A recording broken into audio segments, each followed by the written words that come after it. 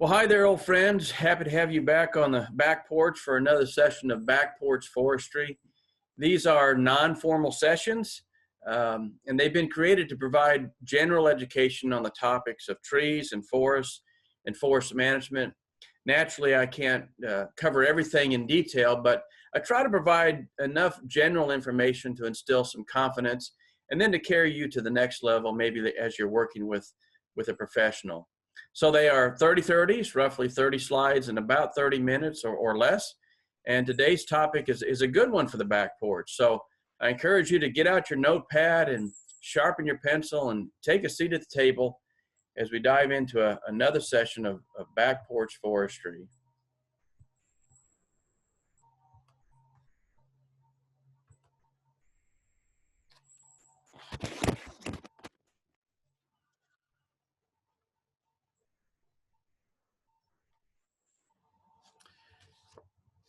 Back porch forestry. Today's session is titled Marketing Timber, Timber Marketing, and how that makes a difference. In the process of selling your timber, it helps to market it first. And marketing implies that you've promoted your trees, that you've done some market research, that you've sought some professional help, that perhaps you've advertised it and you've solicited bids. Because anyone can sell trees, but astute landowners market their trees first. So throughout this presentation, I will use the term sell, but when I say that, I'm implying both sell and marketing concurrently.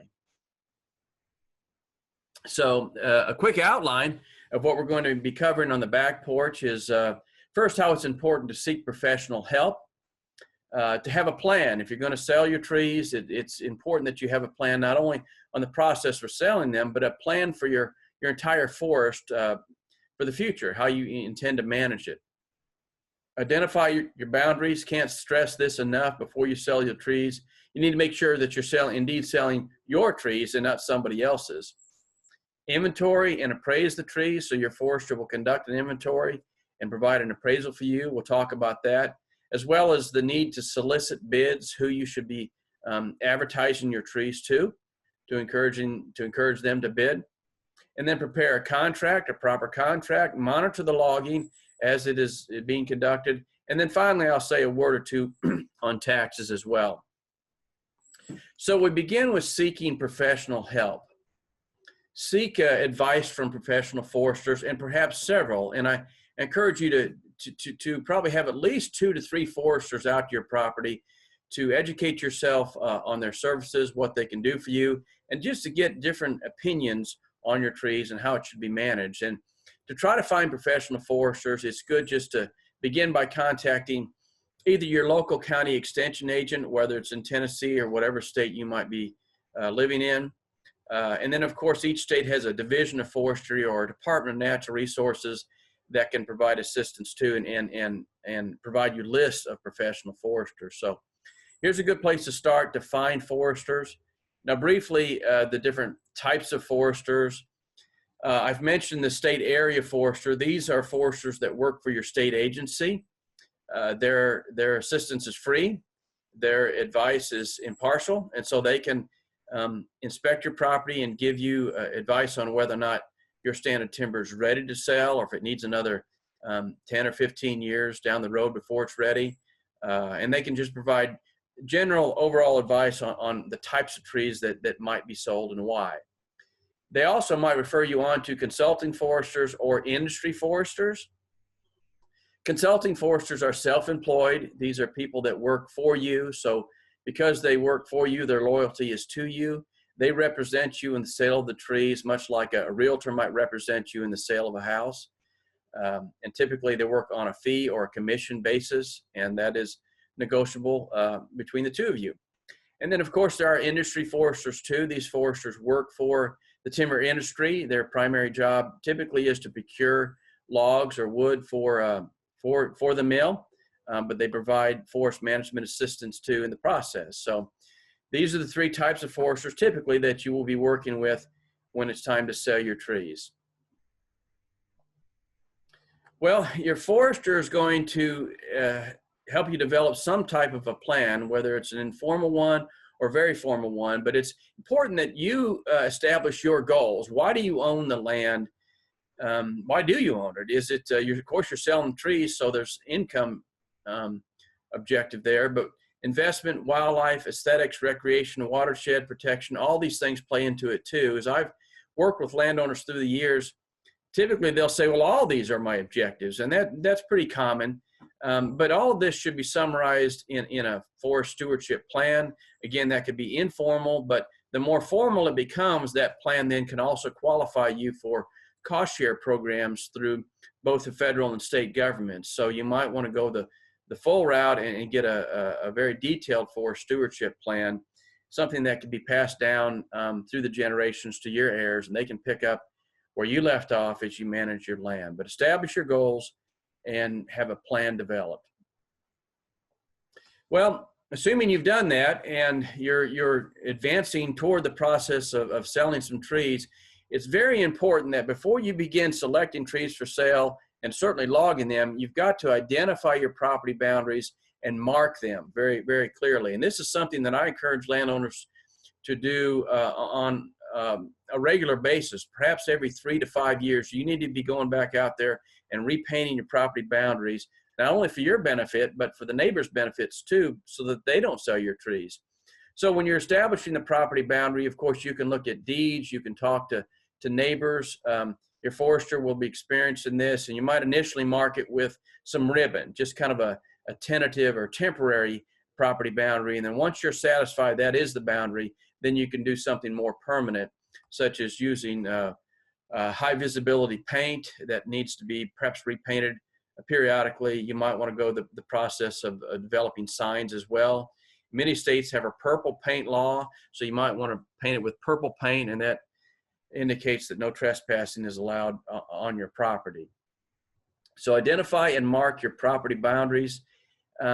This is critical because you certainly don't want to sell somebody else's trees. You wouldn't want them to log your trees, and you don't want to log their trees. In many states, there's a penalty for that. Double damages if it's accidental, triple damages if it's intentional. So be careful with this. Well, assuming your objectives have been set, you've got a plan, the property boundaries are marked. Now you're ready to have your forester begin selecting the trees for sale and then marking them, the ones that are designated to be included in the sale. Now, in this particular picture, you can faintly see in some blue paint. This is an older photograph, and so I've come back using PowerPoint and have artificially drawn in a very visible orange paint. But I think you get the point. Paint marks should be marked twice, at least twice at chest high on each side of the tree with a band of paint, and that designates a tree that is for sale. And that's important because as the timber buyers, as the bidders come in to begin looking at your trees, everybody needs to be bidding on the same trees, the same set of trees, and the paint mark designates trees that are to be included in the sale. Now you'll notice there's also a spot put at the very base of the tree. That spot represents your receipt. And so once the tree is cut and removed from the property, the stump remains, and theoretically that spot should also be visible on the trunk of the tree, indicating that indeed the loggers did in fact take the trees that were included in the sale. So select the trees for sale and mark them with visible paint. You're selecting them based on the parameters that you've given your forester, which you and your forester can discuss. Now, it's important that in the process you don't high grade your forest. Of course, we've touched on this subject on the back porch quite a bit already, but you don't want to high grade your forest. And by that, we mean harvesting that removes only the most valuable trees, leaving a stand composed of undesirable, low value trees. Now, if a tree has matured and it's of high value, certainly you want to select that tree for sale and move it and sell it. But in the process, remember that this is an opportunity to do improvement work to your forest. While they're in there taking out these high value trees, it's a good chance to take out some of the undesirable trees, the ones that I typically call the D trees, the duds, and so forth. So that can include trees that just have poor form, they're crooked, they're hollow, they've been struck by lightning, but it can also mean specific species of trees. So this is our goal. on the left, but oftentimes on the right is the reality. And if you're not careful, harvesting that's done improperly, particularly as that's continued through the generations, can lead to a very degraded stand that doesn't have much potential. So while you're taking out trees like these prime white oak veneer on the left, be sure to take out trees like these. These are the undesirable species, and starting at the upper left, we've got river birch, hackberry, and circling down the right side, you'll see honey locust and elm. And then we have the lower left box elder and sycamore. And really, there's a whole host of trees that aren't necessarily bad trees. There's just not much value in these trees. And so you don't want to leave a stand that's composed heavily of these undesirable species when you're done, or else it will perpetuate a poor quality stand. Well, as your forester is selecting these trees and marking them with paint, they're going to inventory them as well, and to determine the amount of board feet or the tonnage in those trees. And so there's several devices that can be used for this. I've just shown you a picture of a Biltmore stick that's used to measure the diameter of the tree, and the Biltmore stick can also help determine the number of logs in the tree as well. Once you've got those two variables, the DBH, or the diameter at breast height, and the number of logs, then that can be plugged into a volume table that I've shared with you before on some of these sessions, and estimate the board feet in each individual tree. And of course, the forester will not only be estimating the board feet, but he or she will be grading that tree too as they're doing it, to determine how many defects it has, and consequently that's going to affect the price or the value of the trees. So inventory the timber, and then this inventory is going to be summarized in a table that looks something like this. This is just one that I've created. Doesn't represent any particular woods. I've just made this up essentially. But you'll notice there's 4 columns. In the first column, we're going to list the species of trees, and you can see the common names. Sometimes they will group trees together if there's just a handful of miscellaneous trees at the end. But the second column then, is the number of trees that have been marked. So in other words, we have 126 red oaks that have been marked. Bringing this to the third column then, that tells us how many board feet in these red oak. Now this column is generally listed in descending order. So we start with 40,000 board feet going all the way down to elm with 470 board feet. And this just aids prospective bidders in knowing, well, what's the majority of this sale? Red oak's typically a high value tree that's in demand, and so it's good that that's the #1 species. And then the fourth column is the average volume or board foot volume per tree. So in this case, you can see that we have 126 red oaks, and their average volume is 320 board feet. Now that might not mean a whole lot to a typical landowner, but to a logger or timber buyer, that means a lot. That tells them that not only do we have a lot of red oak, but they're big trees, because a 320 board foot average would be a big average for most sales. Something I want to point out, remember, we don't want to high grade our wood, so we're trying to take out the undesirables too while we're in here. And you'll notice that I've selected a lot of beech, some sweet gum, some sycamore as well. And these are the undesirable trees that we need to get out. You might also notice that their average volume is a little bit less than maybe what you see the red oak and white oak being. And that's because they are low value trees. I'm harvesting them down to a little bit smaller diameter just to get them out of the woods, to thin around some other desirable trees that will be ripe for picking down the road. In other words, good species to retain for future timber sales. So it's an opportunity to improve your woods. You'll see the very bottom line. We've got the total number of trees and volume, and the overall average is 239 board feet. There is an asterisk in there, and that's important because some of the trees, white oak, walnut, sometimes some red oak, and a few others occasionally, will be so good that they're of veneer quality. And those need to be designated separately. And so I've put an asterisk in here. And what that's saying is that of the 20,000 board feet of white oak, roughly 2,400 board feet in this lower left-hand box is estimated to be veneer. And that's very important because, again, veneer is high value, and we want to be sure to draw attention to that. That's part of the marketing process of your trees. So you've inventoried your timber. You've got a nice summary. You know now what you're selling. It's not guesswork. It's not go out there and start harvesting trees and tell me what you got for them and share some of the money with me. This helps you know exactly what you're selling in advance. You don't sell other things not knowing what you've got, so you shouldn't do it with trees either. Well, have an estimate of the crop value before you're selling. So we know the volume, we know what you're selling, but what is the value of what you're selling? And you want to know this before you sell the trees so that you know what would be considered the minimum acceptable bid on your trees. So there are different sources to help estimate timber value. Some of them are very scarce, and but here's some sources. Of course, your foresters' comparables are probably the best source. The people that are in the business of selling timber, just like people in the business of selling homes, they know what it should be worth because that's what they do.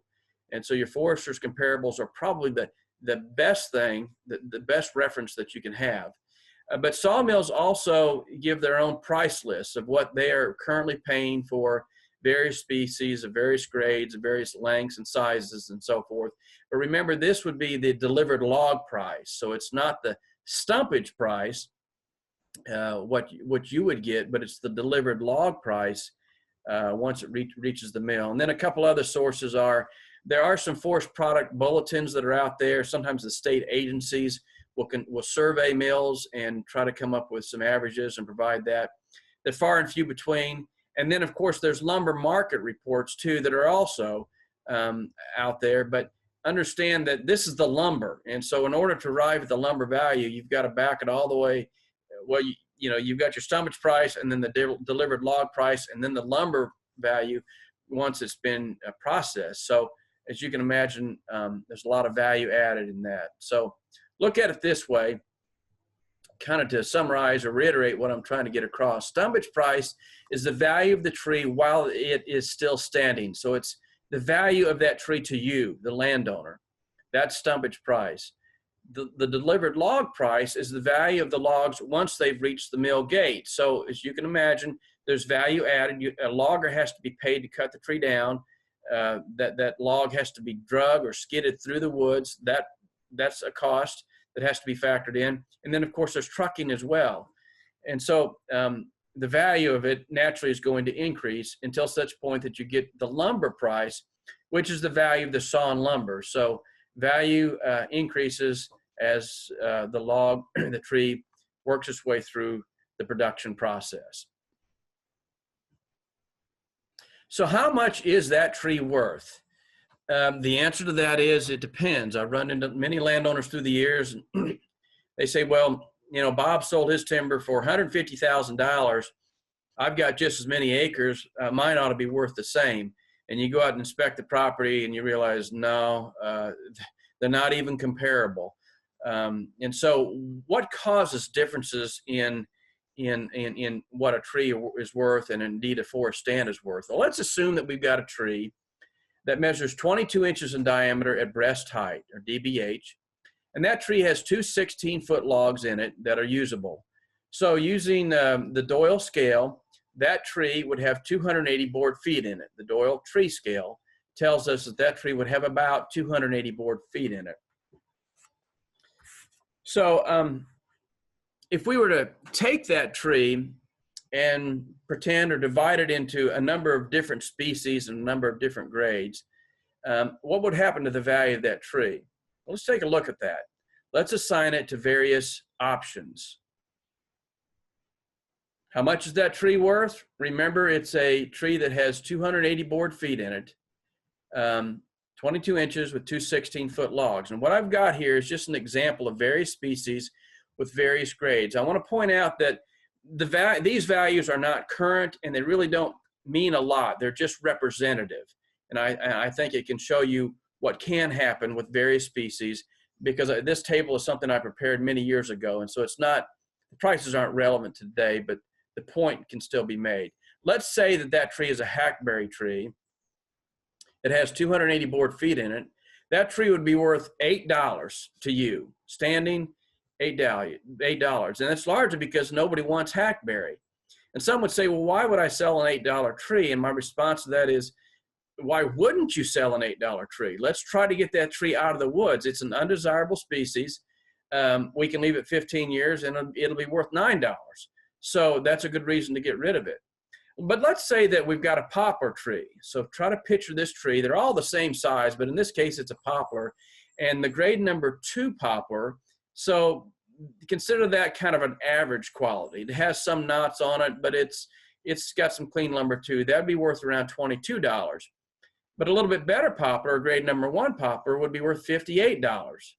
Continuing down, we can do the same thing with hickory. We've got a $14 tree or $22 tree.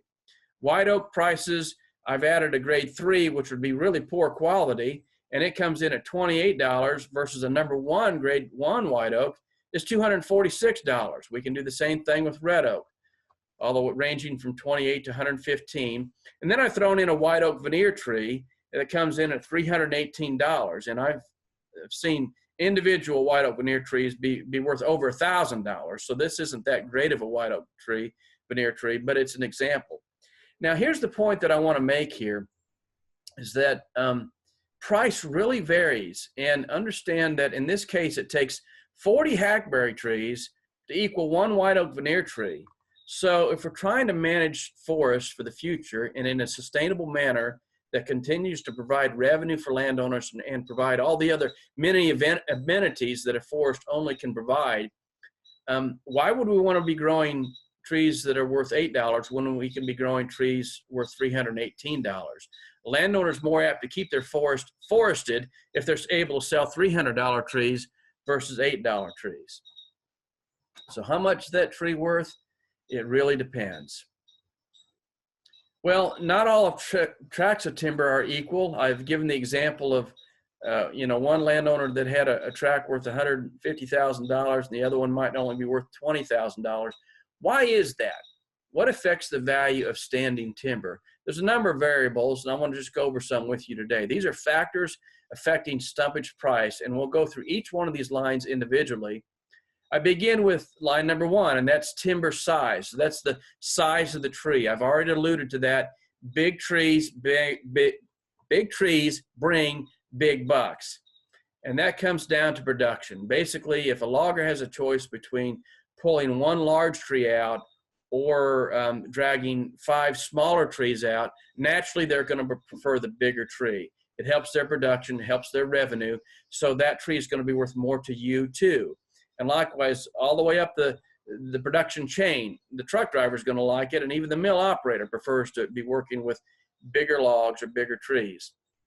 So that affects it. Timber quality, naturally, just because you've got a big tree, it might not be a good quality big tree. It might be full of a lot of defects. So those that are prime, in other words, trees that have very few defects, are less common. And so they just bring a better price because, of course, they go into higher value end products as well. Fine furniture, cabinetry, and gun stocks, and so forth. So how about the volume per acre? This is the board foot volume per acre.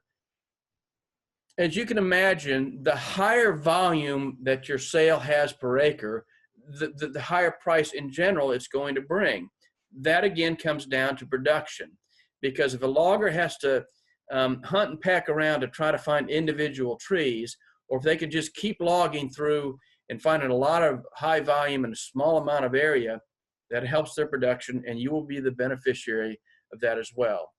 How about track access? Something that a lot of people maybe don't think about, but if the log truck that hauls the logs has to cross 2 pastures, go through 3 gates, maybe cross a creek and another neighbor's property, that's going to affect the logging production. So either the skidder is going to have to drag those trees all the way out to the road, or the trucker has to go all the way back into the woods. Either way, it's a slow process. So it's good to have access that's close to hard roads so that, production is just increased. Tract size, of course, plays into it, and this gets back to the economies of scale. The analogy that I typically give is that, farmers aren't that excited about farming a 3-acre field, but they'll sure take a 100-acre field. And the same is true of logging. As a general rule of thumb of hardwood stands, it becomes difficult selling hardwood stands that are below about 30 acres in size, not impossible, but it becomes more challenging. It helps if the trees are good quality. I've sold individual tracts of only about 5 or 6 acres before, but they were very good trees. So tract size does play into this, so keep that in mind. How about soil conditions? Something, again, that you might not think about could affect the value of the trees, but well-drained soils are very welcome. So these would be soils that are porous, full of a lot of sand or gravel. And the thinking here is that they drain more readily. And so loggers can access these maybe during higher rain periods, maybe in the winter months. Typically it's challenging to log in the winter because the soil is not conducive. But if it's well drained, particularly if it's located close to a road, that might help you out in the value of your sale. The method of sale: sealed bids assure competition, and competition brings the price up. And so the alternative would be to sell it direct or to sell it on shares. And there's certainly cases for that where that is advisable, but for high value hardwood trees, it's good to have a sealed bid where you've got competition. Think of an antique sewing machine. When you've got competition from people bidding on that sewing machine, it brings a higher price than if you've only got one person. The harvesting system, and here I'm referring to whether it's a clear cut or a regeneration cut, or if that's contrasted with some type of an intermediate cut where only certain trees are taken out. In other words, you're thinning the stand or doing a sanitation cut where you're taking some and leaving others. But clear cuts, of course, are going to increase production, and that might help you out. Just understand that it's going to set back your next harvest perhaps for a long time if you do that. A reputation of landowner. Listen, if you're ornery, the logger will, and they know it, they'll factor that into their bid because they know that it's going to take more to please you. And so consider that. It's good just to get along with people, not only in selling timber, but of course in all of our daily events. So market conditions as well, of course, they can vary even in a given year. You've got times when the market's up, the times when the market's down. That's where your professional forester will know what's going on and might advise you to hold off until things rebound, we get through a recession or something like that. And then just location in relation to the mills. This comes down to the trucking cost.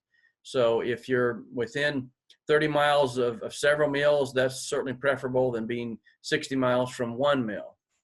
So all of these things play into it, and your forester will factor this in as he or she is appraising your timber.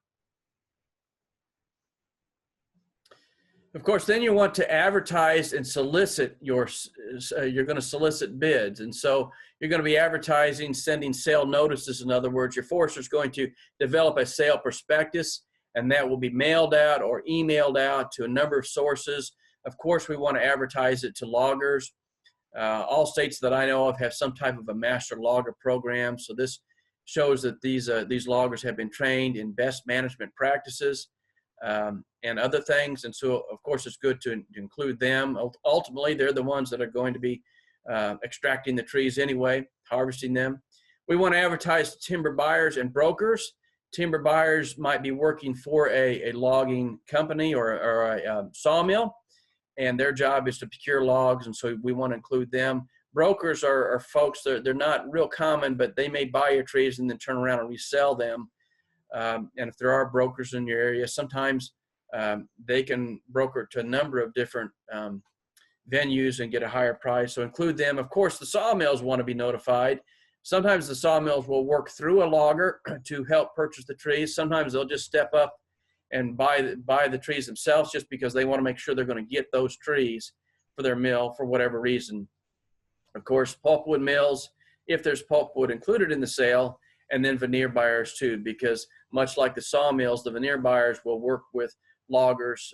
There may be only a handful of a dozen trees that they want, white oak veneer, and they'll pay a great price for those trees, whereas the logger might take the standard logs to various mills themselves. So the key is that we want to get wide exposure. Coming back to that example of the sewing machine, the more people that know about the sewing machine, the antique sewing machine, chances are the higher price you're going to get for it. So get wide exposure. And then prepare a contract. Your consultant or your timber industry representative will know all about this. Typically, they're going to want a contract, not only for their protection, but for yours. And so your forester is aware of this. Here's an example of a contract that the University of Tennessee established. Wayne Clatterbuck and Larry Tankersley put this together. It's available online. You can see the URL down there. Can't go through all the conditions of the contract, but just a few things to think about. A contract, of course, is going to include the terms of the payment. So how and when the trees are going to be paid for. Of course, the insurance liability concerns have to be covered in a contract to protect you. What the limits of the insurance need to be. The BMP considerations need to be included in that regarding protection of soil and water. And there may be other things such as performance bonds or whether or not there's a right to extend the contract or resell the contract and how that might affect the conditions. So a contract's very important. Study up on this in advance so that you know what you're getting into. And get paid up front. And I say in most cases there are exceptions for this, but when you're dealing with high quality trees, before the trees are cut down, you should have your check in hand and already been cashed. And that's important. Of course, there are exceptions. There are situations where you're dealing with maybe some really lower value trees, pulpwood, stuff that just nobody wants. Maybe it's been a tornado damage and nobody's going to pay for those trees up front. They're just going to try to salvage what they're able. And cases like that, they're going to want to pay you as they cut the trees. And that's certainly understandable. And then just a word or two on tax implications. Again, that's in a topic in itself. We have a back porch session that talks about casualty losses and the tax implications, but you want to take advantage of depletion allowance. So if you bought those trees or inherited those trees, you have an investment tax basis that can be depleted off of your income so that you don't have to report, legally don't have to report all of it as income. You report only the gain that you've made on that investment. So as the trees have grown, that's essentially what you're paying on is the gain. And of course, take advantage of capital gains as well. That will allow you to not pay Social Security taxes and then pay a reduced tax. Of course, that varies according to, what Congress decides on taxes and so forth. So, and sometimes it can work to your advantage, and you need to be aware of that and should be aware of that before you even sell the trees, what you're getting into. And then, of course, monitor the logging. Once the logging begins, primarily what you're looking for are what are the terms of the conditions of the contract, and are they being followed? So check for compliance to the sale conditions. And then, of course, your best management practices. Again, you own the trees, but all of society owns the water that passes through your trees. And so there is an obligation both on the part of the logger and you to make sure that the water bodies remain clean. So I guess a few words in conclusion. The opportunity to sell timber doesn't come along very often. It takes trees decades to grow, and so don't get in a hurry when it comes time to selling them. Do it right, because for peace of mind, looking back someday and wishing that you had been more careful would be a very difficult thing with which to live. And so do it right, be careful, be patient. Both you and your forest will benefit because of that. So, and as always, first seek the assistance of a professional forester. Well, I've had a great time on the back porch with you today for this very important topic. There is a survey. As always, I encourage you just to jot that URL down and take the survey. And then there's a publication that I developed a few years back called Marketing Timber in Tennessee. Basically, all that I've covered today is covered in greater detail in this publication. So if you just Google that title and my last name, or if you want to write down this URL, or if you want to go back to the YouTube site, you'll find I'll list this publication on there, and maybe it'd be a hot link where you can just touch on it there. But any way you look at it, I encourage you to get a copy of this publication. I even have hard copies if you want to contact me, and I'll mail you a hard copy of it. So thank you very much for your time, and enjoy the rest of your day.